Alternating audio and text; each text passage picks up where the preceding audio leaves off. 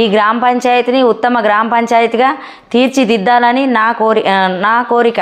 ఆ నమ్మకంతో నేను సర్పంచ్గా పోటీ చేస్తున్నాను. నమస్కారం అండి సరస్వతి గారు, మీరు ఇంతకుముందు ఎన్ని ఓట్లతోటి ఓడిపోవడం జరిగింది మీ గ్రామ పంచాయతీ నుంచి? నమస్కారం అన్నగారు, నేను గత 5-6 సంవత్సరాల క్రితంగా నేను సర్పంచ్గా పోటీ చేశాను. టీఆర్ఎస్ అభ్యర్థిగా పోటీ చేశాను. అందులోపల కొన్ని ఓట్లతోటి ఓడిపోయాను. మళ్ళీ ఇప్పుడు నేను సర్పంచ్గా పోటీ చేస్తున్నాను. ఖచ్చితంగా గెలుస్తానని నమ్మకంతో. ఓకే, ఏ నమ్మకంతో ఇప్పుడు మీరు సర్పంచ్ పోటీ చేస్తున్నారు?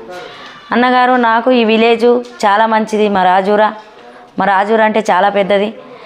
ఇటువంటి గ్రామం అన్నది ఎక్కడ కూడా లేదు కావచ్చు. కానీ ఈ గ్రామాన్ని సంబంధించిన అన్ని విషయాలు తెలుసు. అన్ని రంగాలలో కూడా తిరుగుతూ అన్ని విషయాలు మాట్లాడుతూ అందరితోటి అన్ని సహాయ సహకారాలు చేస్తూ అందరినీ అన్ని పనులలో మంచి పాల్గొంటూ నేను ముందుకెళ్తున్నాను. నేను అన్నగారు అందరికీ అందుబాటులో ఉంటా.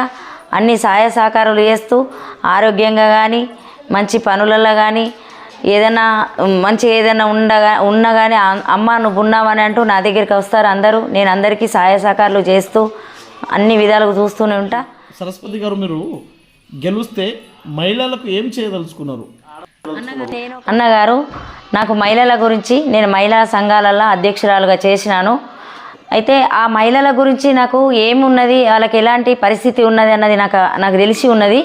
అందుకనే ఒకవేళ మహిళగా నేను గెలిస్తే ఆ మహిళలకు ఒక హాస్పిటల్ కానీ డెలివరీ కేసు టైంలో లేకపోతే ఆరోగ్యపరంగా కానీ లేదంటే ఏవైనా కేసులు ఉన్నా కానీ అవిట్లకు మహిళలందరికీ నేను ఖచ్చితంగా ముందుకు తీసుకెళ్తాను.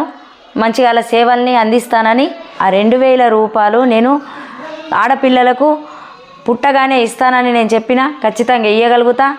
ఏవైతే సర్పంచ్గా జీతం వస్తాయో అవి గ్రామ పంచాయతీ సేవకు కూడా కలిగిస్తాయి. ఎవరికైనా ఆపదలో ఉన్న వాళ్ళకు కూడా నేను ఇవ్వగలుగుతా అన్న. చాలా మంది పిల్లలకు పెన్షన్లు లేవు, మళ్ళీ వృద్ధులకు కూడా పెన్షన్లు లేవు. వాళ్ళకి ఒకవేళ ఐడి ఓపెన్ కాగానే సర్పంచ్గా గెలిచిన తర్వాత ఐడి ఓపెన్ అయిందంటే ఖచ్చితంగా నేను వాళ్ళకి పెన్షన్లు పెట్టిస్తాను. ఆ నమ్మకంతో నేను సర్పంచ్గా పోటీ చేస్తున్నాను. సరస్వతి గారు, మీ గ్రామంలో గెలిస్తే ఒకవేళ సర్పంచ్గా యువకులకు ఏం చేయదలుచుకున్నారు? రాజూర గ్రామంలో యువకులు బాగానే ఉన్నారు అన్నగారు. యువకులు మంచిగా బాగా చదువుకున్న వాళ్ళు ఉన్నారు. వాళ్ళకు లైబ్రరీ ఉన్నది కానీ లైబ్రరీలో బుక్కులు ఉన్నాయా లేవా అన్నది వాళ్ళకి కష్టంగా ఉంది, బుక్కులు కూడా లేకుండా. ఒకవేళ సర్పంచ్గా గెలిస్తే లైబ్రరీ పుస్తకాలు మంచి యువకులు చదువుకున్న వాళ్ళు ఉన్నారు. అందులోపల మంచి పుస్తకాలు చదువుకునటానికి వాళ్ళకు తెప్పించి నేను లైబ్రరీ తయారు చేపిస్తాను. వాళ్ళు బాగానే ఉన్నారు. ఇప్పుడు 10th క్లాస్ పిల్లలు కూడా ఉన్నారు. వాళ్ళకు ఆడుకోవడానికి ఆట వస్తువులు లేవు. అట్లాంటి ఆట వస్తువులు కావాలంటే కూడా అట్లాంటివి కూడా తెప్పిస్తాను నేను. ఖచ్చితంగా పిల్లలకు ఇక్కడ చదువుకున్న పిల్లలందరూ స్టేట్ లెవెల్లో కూడా వెళ్ళడానికి నేను ప్రయత్నిస్తాను. చివరిగా మీ గ్రామ పంచాయతీని ఏ విధంగా ముందుకు తీసుకెళ్తారు? అన్నగారు, నేను ఇక్కడ ఎవరికైతే మా ఆడపిల్లలు ఉన్నారో అందరూ వికలాంగులు ఉన్నారు, వితాంతులు ఉన్నారు, వృద్ధాపులు ఉన్నారు, పింఛన్లు లేని వాళ్ళు ఉన్నారు. అందరికీ నేను ఖచ్చితంగా పింఛన్లు తెప్పిస్తా.